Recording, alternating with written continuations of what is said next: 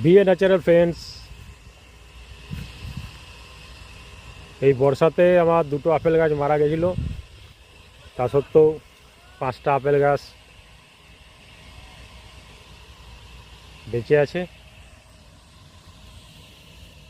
উঁচু করে লাগানো ছিল, তা সত্ত্বেও মারা গেছিলো। কিন্তু দেখা যাক পরের বর্ষাতে কীরকম কী রেজাল্ট থাকে। তো এরই মধ্যে একটি খুশির আলো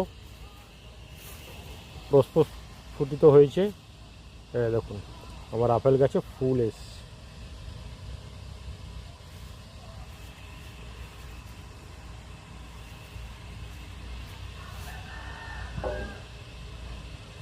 দেখা যাক পরের বছরে এরা নিজেকে সারভাইভ করতে পারে কিনা। Thank you friends.